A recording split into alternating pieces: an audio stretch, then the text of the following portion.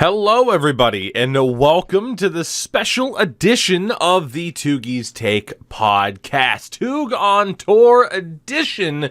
As for those of you that listen to our show on Tuesday, you will know that as you are listening to this right now, I'm on vacation. I am on a road trip throughout the mid-Atlantic and southeastern U.S. states, just driving to wherever my girlfriend and I's hearts desire. Right now, as this is posted, I am probably somewhere in like New York State or Pennsylvania. Who knows? Or maybe I'm dead. And if that's the case, then hey, I loved you guys. Is that a bit too morbid? Maybe it's a bit too morbid. On today's show, obviously, I cannot talk about current events within the hockey world, but I feel like I can at least kind of rant and rave about the teams that did not make the NHL playoffs, because obviously we're going to have plenty of time to talk about the teams that do once the show resumes, I believe, on April 26th. April 26th. That's a beautiful, beautiful day. So, today, we are going to talk about the 4 teams in the Metropolitan Division that did not make the playoffs and kind of give a post-mortem on the season, the outlook moving forward, so on and so forth. So hopefully you enjoy the show.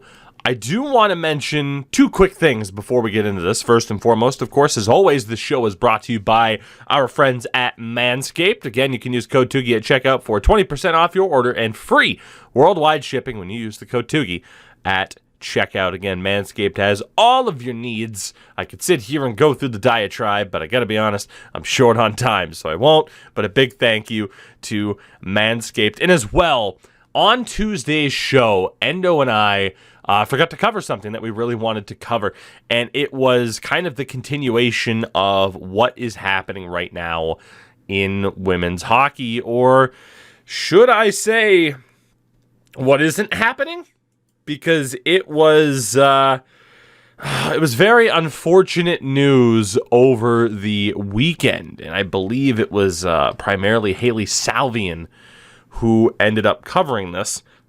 But she had mentioned the story that the PWHPA, the Professional Women's Hockey Players Association, that their board had voted unanimously to end any further discussions about collaborating with the PHF. This comes less than a month after a meeting between the two sides in the NHL last month. There was an article on The Athletic that I highly recommend that you read. Bottom line is, man, this is incredibly frustrating. This is incredibly concerning. You know, we've covered the PHF and women's hockey to the best of our ability throughout the history of this show, because it is obviously it's hockey. Hockey is a sport that I care about. I care about the growth of the game in every single way possible. And the women's game is obviously something that I think we all kind of look at as not being where it should be. It is a game, a product in a sense, that has so much potential, and the feeling is, of course, that it has been squandered for the past decade or so. Obviously, we had the NWHL and the WNHL, and then one league goes under, and then the league that's still here changes their name to the PHF, but they don't have all the best players because there's conflict in disagreement in how to best move the women's game forward. So all I can do is shout out that article and just hope that eventually we can sit here and talk about the women's league, the number one undisputed women's league, all of the best players in the world in the same league, because right now, pretty much the only time that we get that is every 4 years during the Olympics, and that is a damn shame. That is a damn shame. So again, shout out to Haley Salvian, who you can find on Twitter, of course, at Haley_Salvian. And hey, just support women's hockey, and hopefully eventually this gets to where we want it to be. Now, I did mention that we were going to talk about the Metropolitan Division today, and let's start off by talking about the team who, at the time of recording this, are at the bottom of said division. That would be the New Jersey Devils, and Obviously, this has not been a season for them that they were hoping to see. Like, this has been a pretty rough year, pun intended, with Lindy Ruff being their head coach. You know, you head into this year, you bring in Thomas Tatar, who has, I don't want to say a complicated reputation, but I still view him as one of the more underappreciated players in the league. You have guys like Nico Hischier, Jesper Bratt, Jack Hughes. You add on defense by bringing in Dougie Hamilton, and of course in goal, you also have Jonathan Bernier joining the team to kind of back up Mackenzie Blackwood, or at least be a tandem there. And nothing's worked. Nothing has worked. Right now, again, at the time of recording, they have 25 wins through 72 games. The second worst goal differential in the division. And really, you look to this year, and it's just been unfortunate injuries. Injuries to Jack Hughes, injuries to Dougie Hamilton. And I know Devils fans are getting impatient, and perhaps rightfully so. This has been a rough stretch. Me growing up as a hockey fan, obviously, I got to experience, in my early years of fandom, a lot of dominance by the New Jersey Devils. Obviously, you're talking about the late 90s. I'm a child, but I am old enough to remember the 99-2000 season vaguely. I mean, I was 6 years old when the Devils won that cup over Dallas, and then obviously they go back to the cup final the next year against Colorado. Then they win in 2003, and for the most part, they were consistently making the playoffs up until 2010. They missed in 2011. Then they go to the cup final the next year against the LA Kings, where of course they lose, and that was a decade ago. They have one playoff appearance since the 2011-2012 season. That was a first-round loss in 5 games to the Tampa Bay Lightning in 2017-18. I can understand Devils fans being disappointed, being frustrated. At the same time, I do think they're on probably a better path than they've been on pretty much at any point in the last decade. Nico Hischier has 54 points in 63 games at the time of recording this. Nico Hischier's phenomenal. He might not be the guy like you think Jack Hughes will be, and rightfully so. Jack Hughes is also incredible. But man, a 1-2 punch. Like, Nico Hischier, it is okay that he is essentially the David Krejci to Jack Hughes' Patrice Bergeron. That is an incredible 1-2 punch down the middle. Granted, Jack Hughes still kind of sucks at faceoffs. So I'm surprised they haven't tried to move him to the wing. I think he's still at like 35-ish%, maybe even lower in his career so far. It's pretty rough. Maybe bring on Dave Steckel or someone like that to get him to frickin' win faceoffs. Sign Yannick Perreault as a coach. Get him to teach Jack Hughes the ways. But they have this young core. I didn't mention Dawson Mercer. We saw Jesper Bratt. He's a point per game right now at the time of recording. They have some decent pieces. Obviously, the big thing here, I think, is defensively, you're going to be looking at the departure of PK Subban. That frees up $9 million worth of cap space. That is fantastic. And I certainly see them weaponizing it this offseason. Again, injuries have been brutal. Unfortunately, their goaltending, even when healthy, was brutal. They are still a few years away from being a perennial playoff team. At the same time, they have every single draft pick of theirs through the next 3 years, with the exception of this year's 5th round pick, but they have 3 4th-round picks to make up for it. They are in a good spot. And in terms of who they, have coming up through the system, again, guys that they already have signed. Of course, Alex Holtz is going to be a part of the Utica Devils AHL playoff run, hopefully, because they just clinched a playoff spot. Say what you want about Chase Stillman maybe being a bit concerning. He's in the mix. Nolan Foote is still just 21 years old. Defensively, Shakir Mukhamadullin, Nikita Hatyuk. I don't hate this. I don't hate this at all. And again, those are guys who are already under contract. I mean, in terms of the reserve list as well, Luke Hughes has yet to be signed. He is obviously the biggest name there, and there's still some debate as to whether or not he will sign this year or not. So I think the future's bright for New Jersey. There's no denying this was a disappointing season. I understand Devils fans' concerns. Unfortunately, and it's not the answer that you want to hear, I think you got to be a little bit more patient. And who knows? Maybe one big signing could turn things around. You know, I look to the Devils kind of like I'm looking at the Sabres. That being that the Buffalo Sabres 6 months ago were viewed, maybe even a little bit longer, but basically 6 months ago, the Sabres are viewed as a tire fire. You got the entire Jack Eichel thing going on. Oh my God, what are they going to do?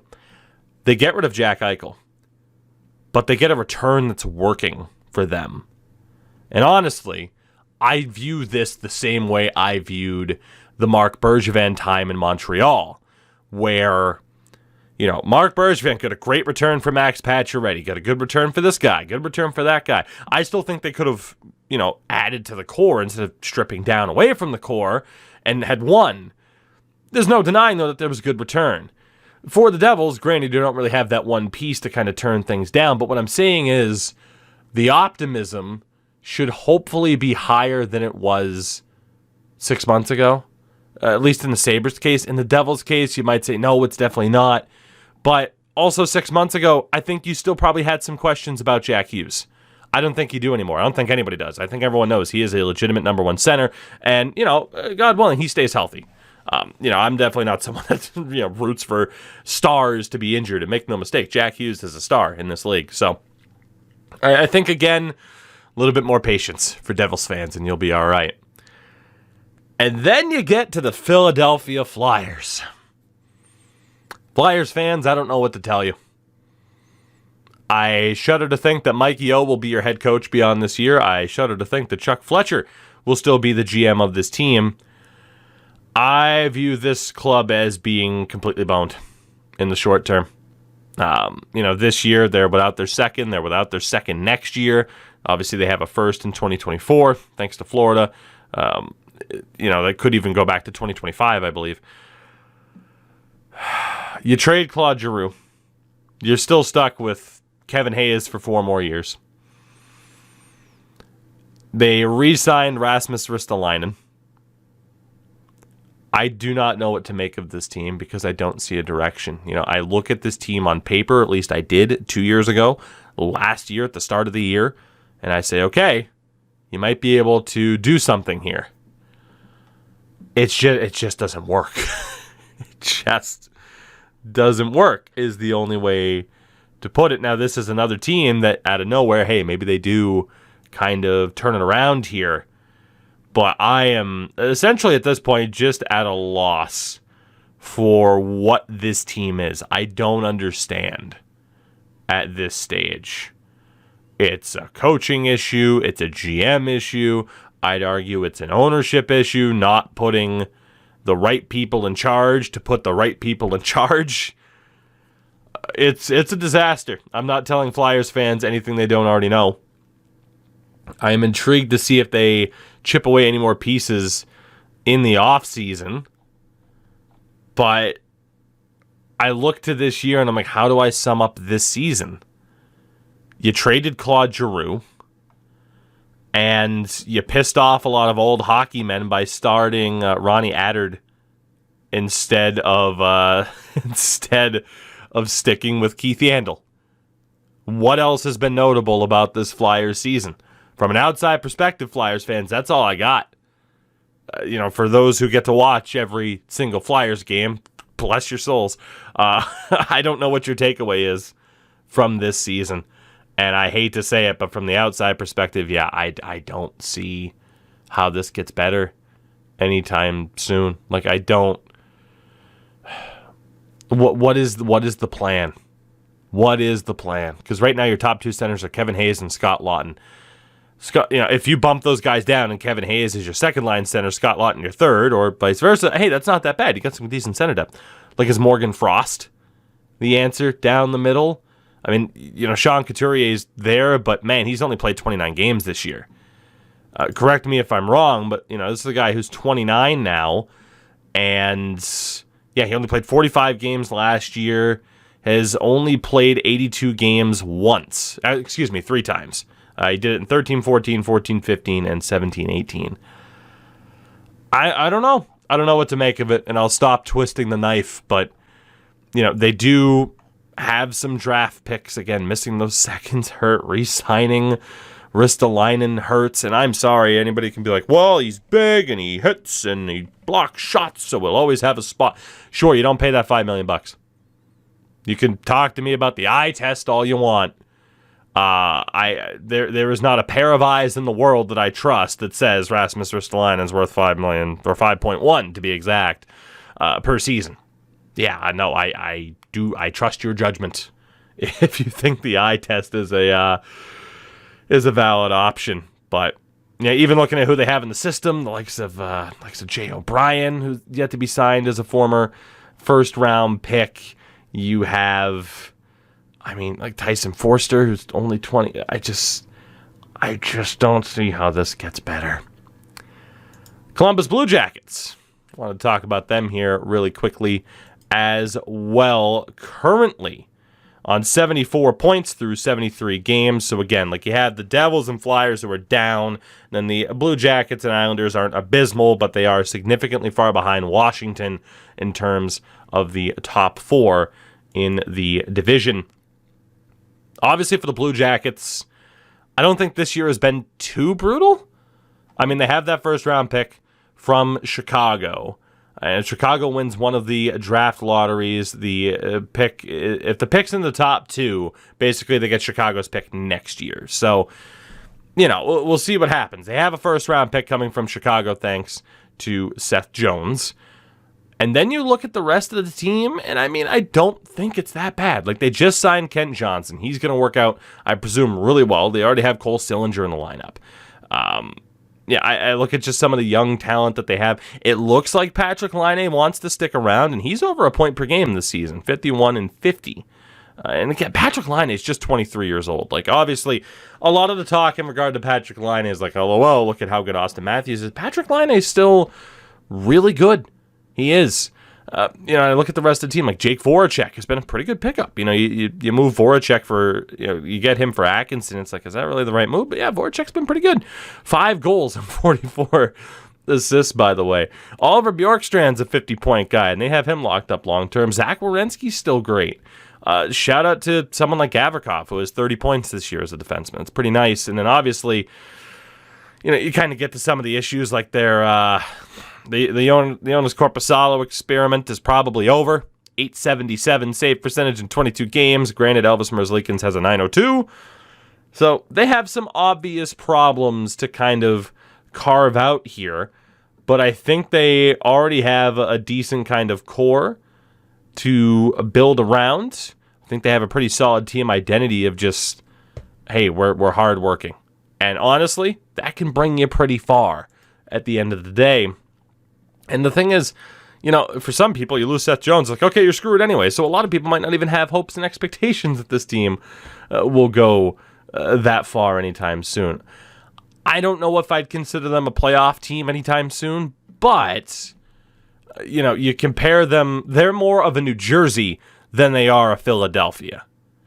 And I think that's promising. And again, I only say that because I have more faith in the leadership of New Jersey and Columbus than I do Philly. I'm not saying Philly doesn't have talent, but Philly is also a minus 75 in terms of goal differential right now. The only teams worse than that, Montreal and Arizona.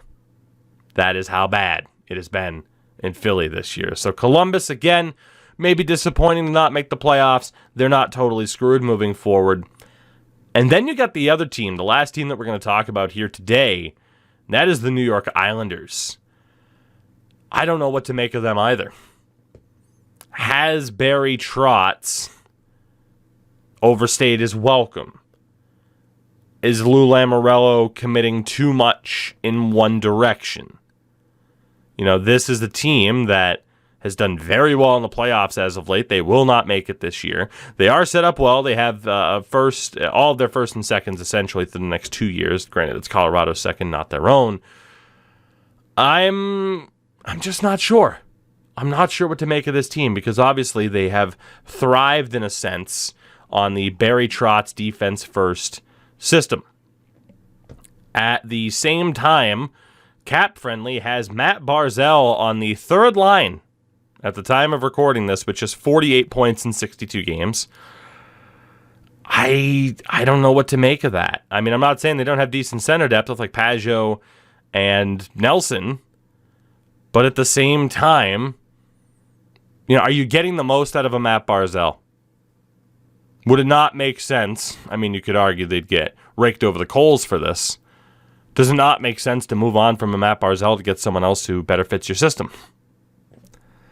You can talk about some of the moves that they've made, and I think certainly I look towards, I won't twist the knife for Islanders fans, a certain defenseman who was traded to Colorado. The decision to move on from him. I love Zdeno Chara, but, good, I guess, in a sense, guy for Noah Dobson to work with this season, but at the same time, we know Zdeno Chara is not what he used to be. I mean, for God's sakes, he's 45 years old. It's insanity. They have a great goaltender in Ilya Sorokin. It's just for whatever reason, their typical style and strategies, I guess, just didn't work. So it makes me wonder if they stay the course this year and just be like, it'll work next year. We'll be better next year. Because you can look at this season and say, hey, we started the game with like 17,000 road games because our stadium wasn't ready. And did that just get them off to too rough of a start? So I view the Islanders as probably the most interesting team to watch out of the four that was mentioned here today to watch in this offseason, because I think Columbus and New Jersey, just stay the course. You're doing well. Philly, I don't find them interesting to watch because I don't find tire fires interesting to watch. But I think the Islanders are at an interesting point where you can shake it up or you can stay the course. And I don't know what the outcome is regardless of what direction you go. So I'm intrigued. I'm also very surprised. But at the end of the day, we knew, in terms of talking about a division like this, that you're talking about 8 teams in the Metro. I think every single team and every single fan base had the hope of playoffs. And that was never going to happen, obviously. You might get 4, you might get 5. Hell, you're lucky, in a sense, to, or maybe not lucky in a sense to get 4, but, we'll talk about the Atlantic next week. Montreal, not expected to be this bad. Detroit, Ottawa, they had some hopes heading into the season, too. So, all in all, to wrap this up, New Jersey, rough season, disappointing season, stay the course. Columbus, same thing. And I think both teams will end up with cap space to kind of work with as well. Philadelphia, and specifically Flyers fans, good luck. That's all I got for you. Good luck. I have nothing against Flyers fans at this stage. I don't see how it gets better for you. And then for the New York Islanders, I just don't know. That's it. I'm very intrigued by your team. I will say that, especially, I look at it and I say the idea of like, are they staying the course? Like, defensively, in terms of goals against, they've allowed the 4th fewest goals against. That defensive strategy is still working. There is not another team in the bottom 8 in terms of fewest goals against allowed that isn't in the playoffs. The Islanders are the only ones. It's crazy. But for goals for, they are also in the bottom 7. One of just 8 teams to score less than 200 goals. They are in a class with Arizona, San Jose, Seattle, Philly, Chicago, Montreal, and Ottawa. Buffalo has more goals this year than the New York Islanders. Anaheim, skilling it up all the time. The Dallas Stars and the LA Kings have significantly more goals. New Jersey has significantly more goals. You look even further. Nashville has 236 goals compared to the Islanders' 195. If you're not going to score goals, then do you just fully commit to this strategy? Because I can't help it. I view this as the Matt Barzal season where it's like, what are you going to do with this guy? Are you going to move on from him or not? Because playing him on the third line, that's not it, Chief. That's not. You need to put that guy on the ice a ton. He's averaging 17 minutes a night. Basically, every single, Nelson, Pajot, and Barzal are all averaging 17 minutes a night. I think you got to get Barzal at least 20. Like, if Matt Barzal is on the Buffalo Sabres, the Ottawa Senators, a team that can just say, okay, go out there and go, he's going to have more than 48 points. So I'm very, very intrigued by really all four of these teams, but the Islanders especially. With that, at the risk of avoiding rambling, we will call it an episode. So again, you will have a couple more of these abbreviated episodes as we will do while I am on vacation. I thank you very much for listening. Again, check out Manscaped if you haven't already, and I will see you guys in the next one. Goodbye.